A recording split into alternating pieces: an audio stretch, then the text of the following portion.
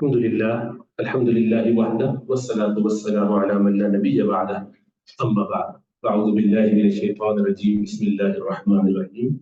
Inshallah, we left where we left, and I promised that there was a topic that I needed to cover with regards to amulets. Ta'weez, we call it ta'weez.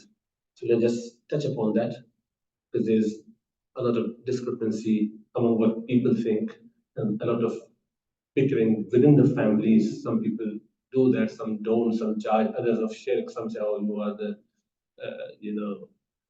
blasphemous person or whatever. So all that needs to be sorted out. I thought, let's just give a brief overview what it means to have amulet and what is the Sharia ruling around it. So hanging or wearing amulets, the ta'weed, is generally permissible in Sharia with these conditions. Number one, they consist of only the name of Allah subhanahu wa ta'ala or his attributes. Then there's barakah and protection with that. They are in Arabic. They do not consist of anything that is the amount of kufr, disbelief, shirk of any sort.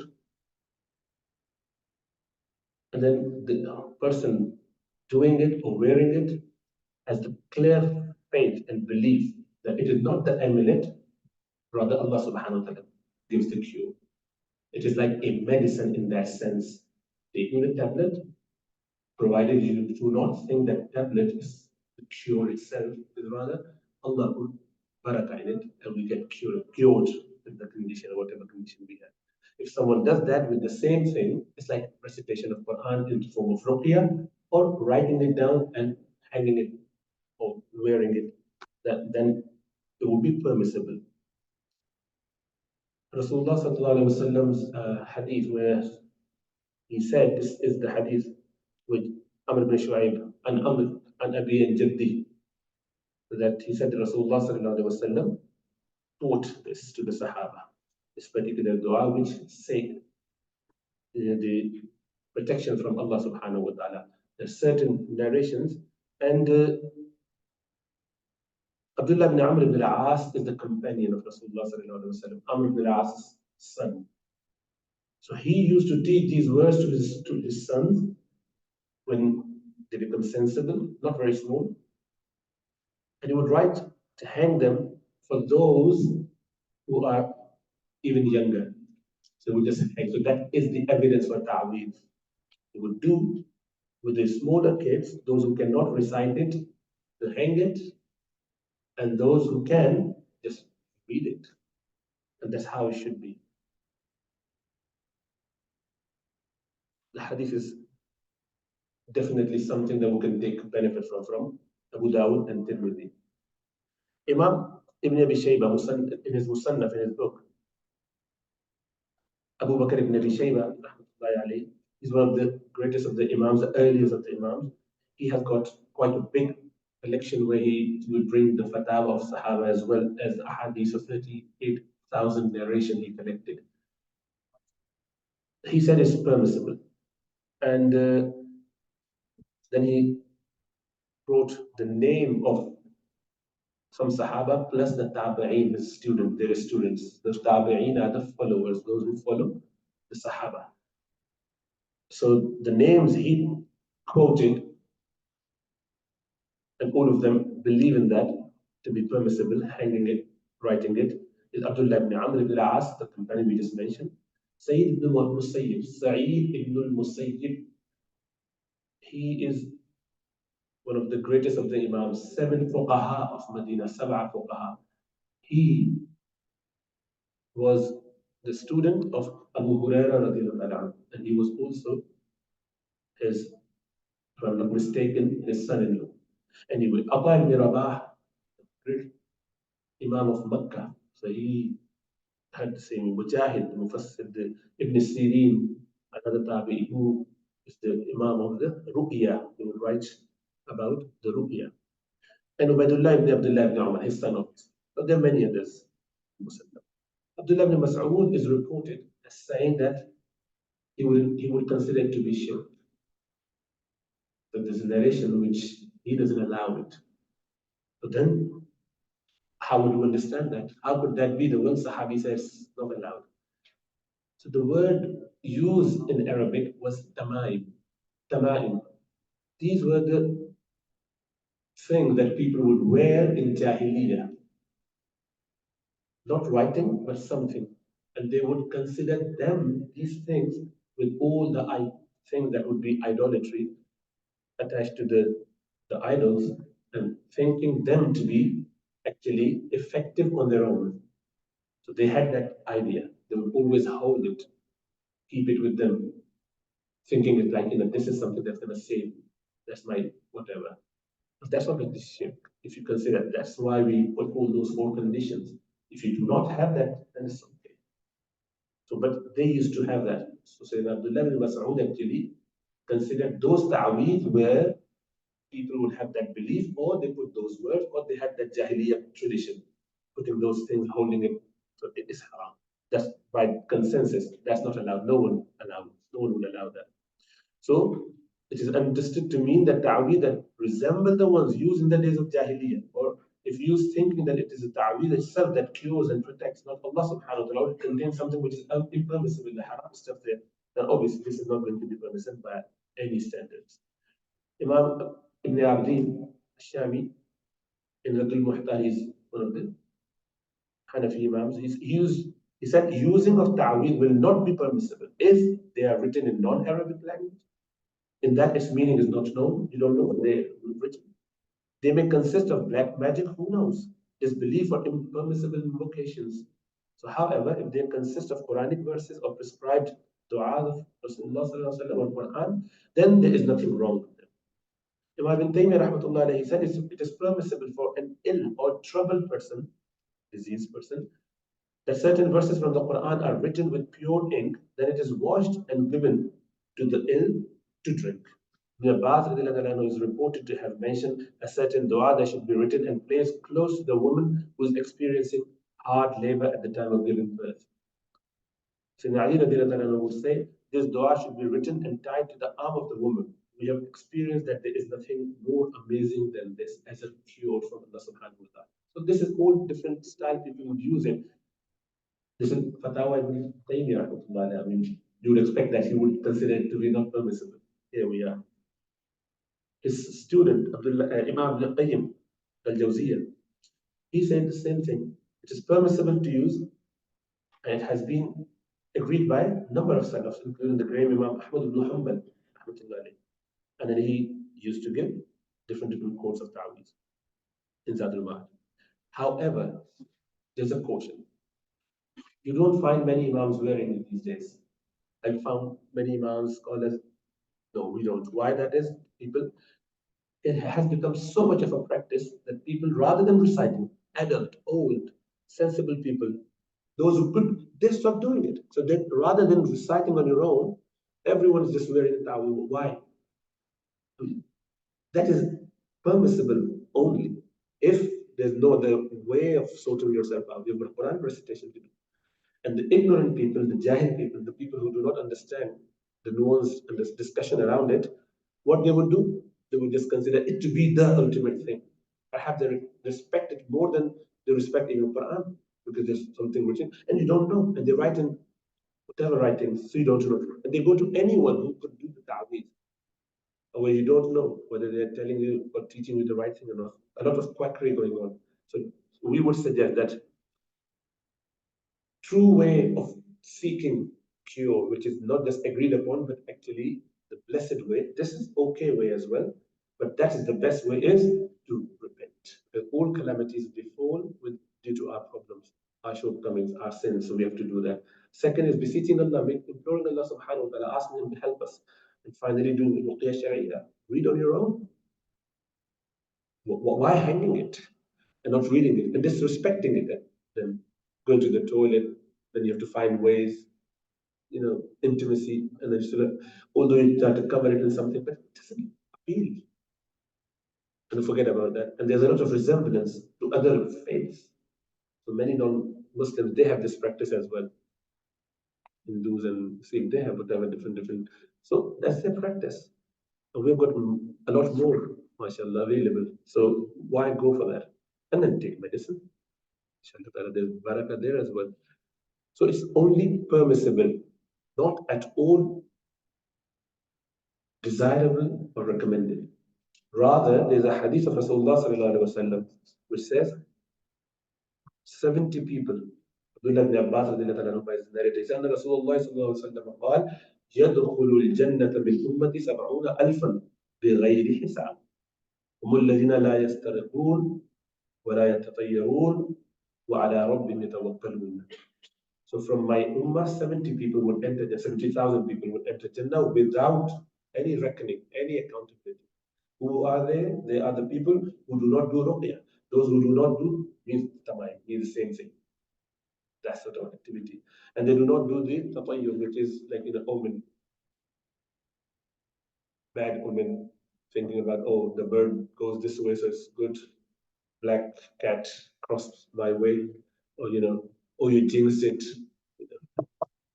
What they call, find a wood somewhere, touch the wood, all crazy stuff. In America, they don't have building number 13. Level 13 is not there. In most hospitals that I work and build any building, they do not have bed number 13. So after 12 comes 12A and then 14 to keep the order.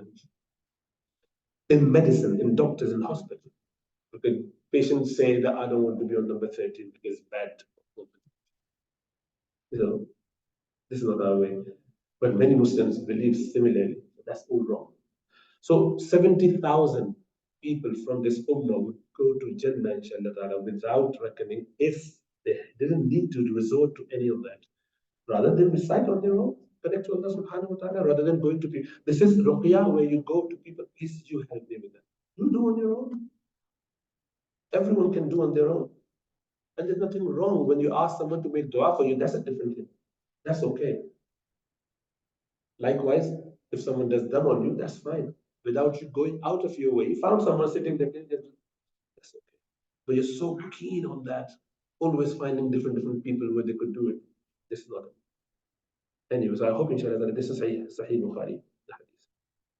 Okay, let's go to sabab. أعوذ بالله من الشيطان الرجيم. بسم الله الرحمن الرحيم. بسم الله الرحمن الرحيم. يا أيها الذين آمنوا لا تقولوا راعنا وقولوا انظرنا واسمعوا. يا أيها الذين آمنوا لا تقولوا راعنا وقولوا انظرنا واسمعوا.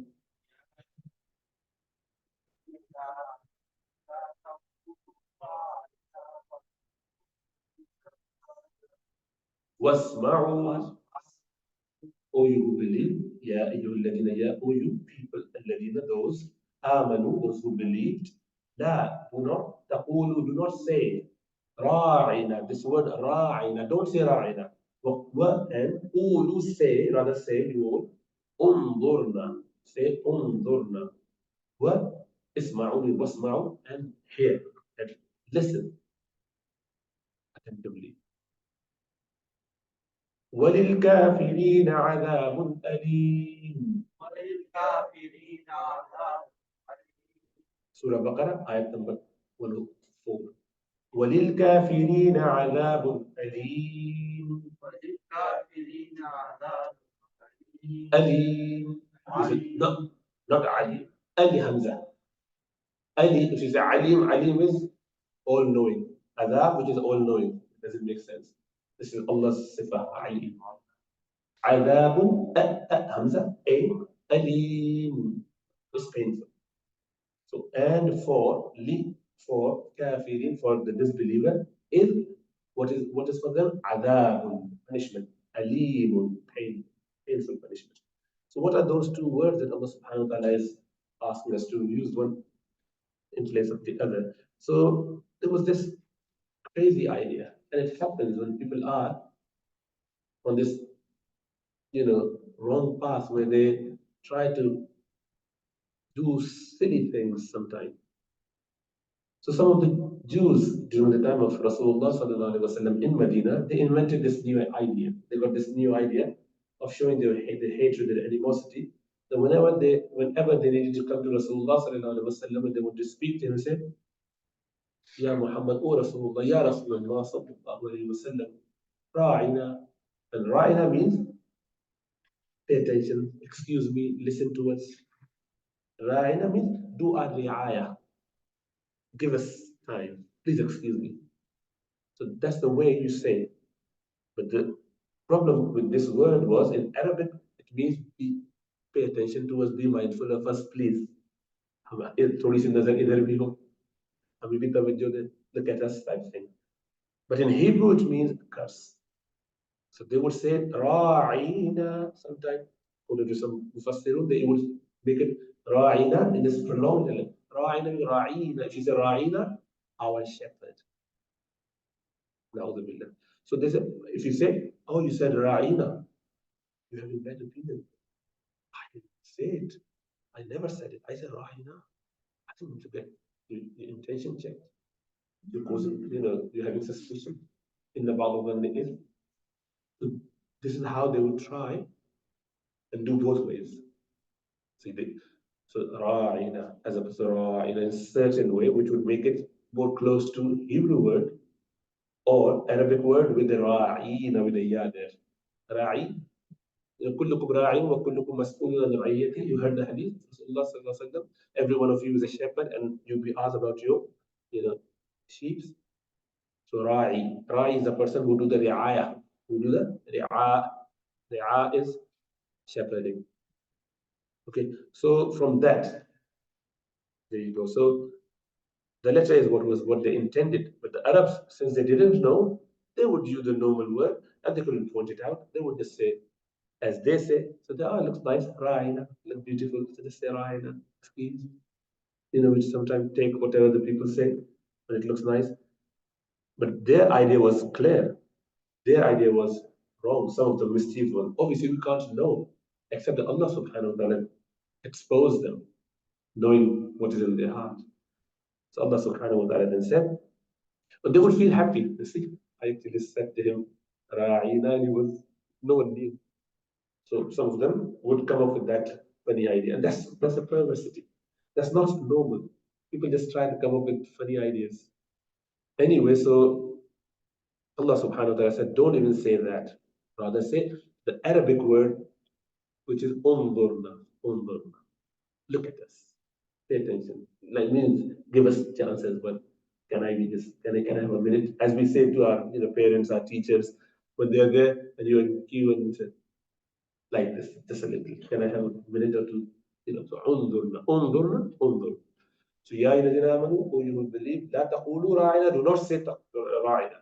So now they would know. The believers do not say ra'ina. They say undurna. Isn't that amazing?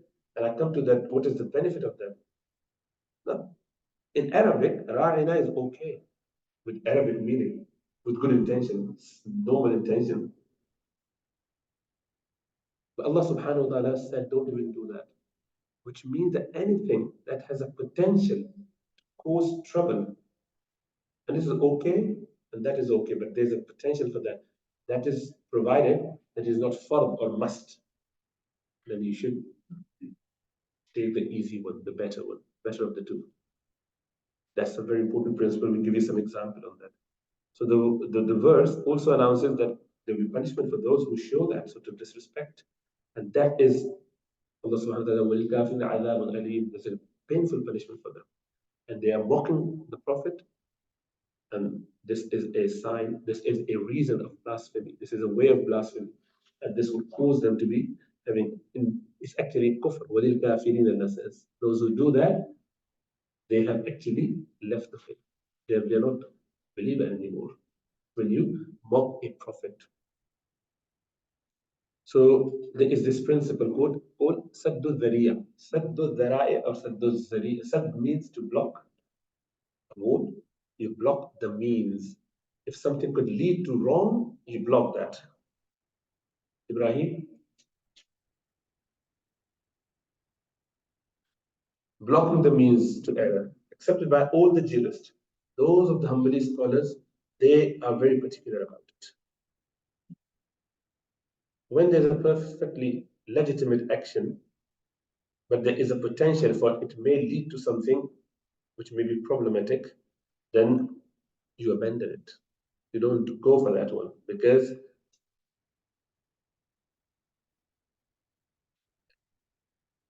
if you could do something and you think I'm doing it, but that would lead my children to take wrong understanding from the I'm doing it, as we just mentioned about Emily. So you are having it for a good reason, but they didn't know, and they're doing it the wrong way. So for you to do something which may be permissible at your stage, but your children might not understand that and they would get it wrong way, then you should avoid that. Provided that is not a fard action. So if I'm praying in the masjid and somehow they take whatever that's there for fard or something which is wajib, something which is a maqsad of sharia, something which is objective sharia, then you have to go for it, obviously, regardless of what are the impact. You try to minimize the negative effect, but it could be like the Rasulullah sallallahu alaihi wasallam announcing that I'm going to marry this Zainab bint Jahash. So it's fard on him to do that, even if people feel that, oh, that's not right. This is adopted son's daughter. It's like your own daughter. Allah said, no, they're not your son. Adopted son are not your son. They're your brother in Islam. And their wives, if they divorce and there's iddah done, then marry them. They're like any other woman, like a non-mahram, until they get married.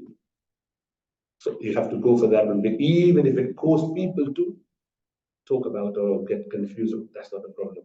For fard is it. So I just give you one example. Rasulullah sallallahu alaihi wasallam said, I wanted to build Kaaba on the original foundation because Kaaba was initially a little bit oblong. The Hatim part, the Hijr part that was part of Kaaba. Arabs, when they, during the time of, after, like just before Rasulullah sallallahu alaihi wasallam's prophethood, before that, they rebuilt it. And when they tried, they identified that they haven't got enough funds, halal funds, to do that much work. So they said, let's just do this from halal money, and the rest we would just leave half done. So Rasulullah sallallahu alaihi wasallam, when he conquered Makkah,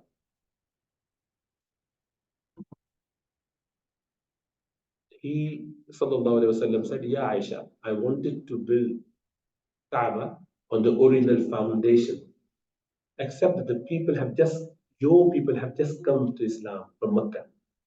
They'll feel upset about it. They'll say, oh, what has he done? Is that why you wanted to conquer Makkah? So since it was not the most important task there, and it was not a fard thing, Kaaba was still okay. So he let it be. Now the choice or the wish or the khahish or the idea of Rasulullah sallallahu alaihi wasallam is much more blessed, but he would rather let it go for a greater good to avoid some trouble, avoid agitation. Likewise, Rasulullah sallallahu alaihi wasallam on Hajjat al-Wada, 2 years later, he saw people throwing water, and this is Abbas and his family, their family were in charge of that. So they were giving water to people, and Rasulullah sallallahu alaihi wasallam said, I want to take the rope and draw water on my own from the well and drink, as people and the Prophet before me did. But I won't do it because people then would come and say, this is sunnah of my Prophet, I want to take it. How could you stop us? So the Abbas and the family, they would not have that control over it. The custodianship that they had, they would just lose it. So Rasulullah was so considerate for people in order to not cause any harm to them. And he wanted to do it, but he didn't do it.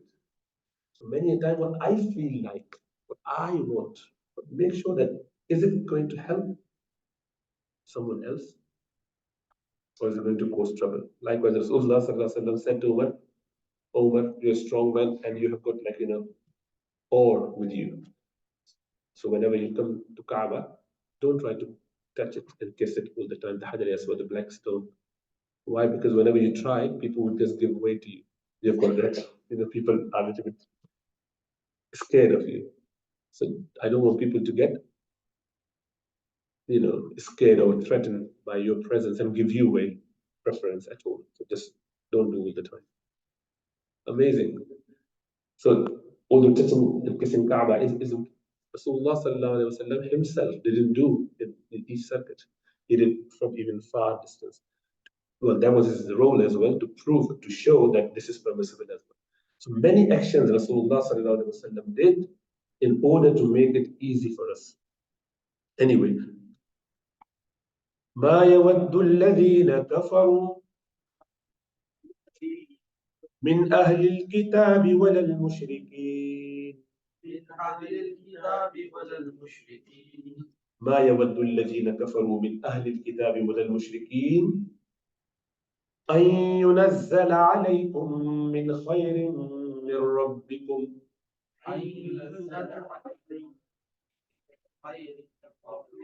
والله يختص برحمته من يشاء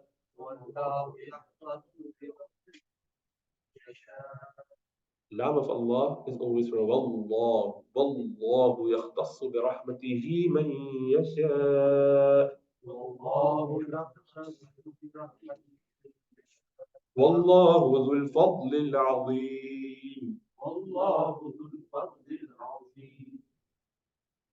The people, يود الذين كفروا, so ما, not, neither. يود, ودى يود means to wish. They do not wish. Who? الذين كفروا, those who disbelieve. From who? من أهل الكتاب, from the people of book, those who disobeyed, they did not accept Rasulullah sallallahu alaihi wasallam, those who rejected from people of book, وَلَا الْمُشْرِكِينَ, and neither the idolaters. They do not wish that أن ينزل, that revealed to you, sent to you, عليكم, all you people, O Muslims, on you, to you, min khairin, from good, min rabbika, from your Lord. Means they do not want the people who rejected Islam, those who did not believe in Rasulullah sallallahu alaihi wasallam, from the people of book and the idolaters, they are not happy. They do not want any khair, any goodness to come to Muslims. Any goodness, oh, they'll be very agitated and upset about it. While Allah subhanahu wa ta'ala, while Allah subhanahu wa ta'ala, يختص, He selects برحمته, for His blessings, for His mercy, من يشاء, whoever He wishes. Allah decides who to give what sort of barakah and mercy. You showing that discontentment or jealousy or hatred about someone who Allah favored with something means that you're not happy with the decision and decree of Allah. This is what you're doing. That is why jealousy is considered one of the major diseases of the heart. Arrogance and jealousy. That's what spoiled, Shaitan's outlook forever. That is what caused the trouble to Habil and Qabil's story, the Qabil, the Cain to Abel. And this is what caused trouble to most people. Because when you look at someone and Rasulullah sallallahu alaihi wasallam said this hasad, this jealousy, it eats away your good deed like a dry wood eaten by a fire. الحسد يأكل حسنات كما تأكل النار الحطب. حطب, wood.